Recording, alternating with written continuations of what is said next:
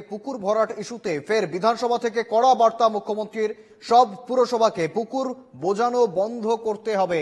ইচ্ছে মতো বাড়ি তৈরি হবে না, ল্যান্ড ইউজ পলিসি অনুযায়ী কাজ করতে হবে। জোর করে পুকুর বুঝিয়ে বাড়ি করলে ভেঙে দেওয়া হবে। বিধানসভায় বক্তব্য মুখ্যমন্ত্রীর। ৩,০০০ পুকুর ভরা হয়েছে বাম আমলে।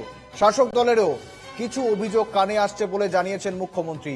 দলীয় জনপ্রতিনিধিদের সতর্ক করেছেন মমতা। পরিবেশ আর নগর উন্নয়ন দপ্তরকে পদক্ষেপ নিতে জানিয়েছেন তিনি।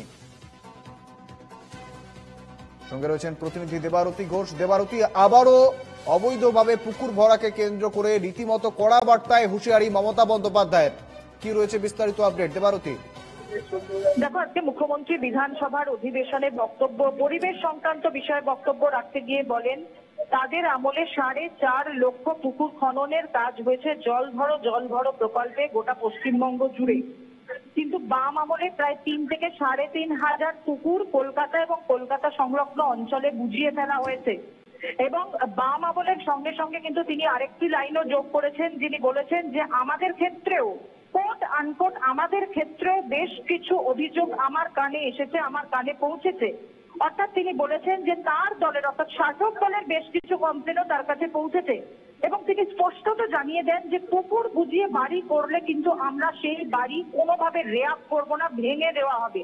পরিবেশ দপ্তর এবং নগর উন্নয়ন দপ্তরকে কড়া হাতে পদক্ষেপ নিতে মুখ্যমন্ত্রী বলেছেন আজকের বিধানসভার অধিবেশনে। দেবারতী, পাশাপাশি রাজ্যের একাধিক জায়গা থেকে বিভিন্ন জেলা থেকে রীতিমতো এই পুকুর ভরাটের অভিযোগ আসছে।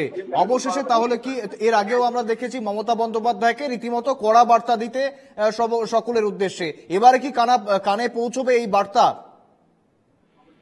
দেখো, আজকে বিধায়করা উপস্থিত ছিলেন প্রত্যেকেই এবং যে কোনো বিধায়ক তিনি এলাকায় পৌঁছানোর সঙ্গে সঙ্গে আজকে কিন্তু মুখ্যমন্ত্রী এটাও বলেছেন যে আপনারা কিন্তু এলাকায় গিয়ে এলাকার যারা নেতা রয়েছেন তাদেরকে জানিয়ে দেবেন বিষয়টা। এবং তিনি এটাও উল্লেখ করেছেন যে বেশ কিছু নিচু তলার থেকে এই ধরনের কার্যকলাপ হচ্ছে বলে তার কানে খবর এসে পৌঁছেছে। এখন দেখার বিষয় যে ভবিষ্যতে স্থানীয় নেতারা কতটা এই কথা কানে তুললেন, তারা এই বিষয়টা কতটা কন্ট্রোলে আনতে পারলেন। 2026-এ বিধানসভা নির্বাচন, তার আগে রাজনৈতিকভাবে যেমন একদিকে তৃণমূল কংগ্রেস মোকাবিলা করার চেষ্টা করছে, অপরদিকে সরকারে থাকা দল, তার দল কতটা শাসন শক্ত হাতে দমন করতে পারছে সেই জায়গাটাও কিন্তু মুখ্যমন্ত্রী সুনিশ্চিত করতে চাইছেন বলে মনে করা হচ্ছে। বেশ, ধন্যবাদ দেবারতী।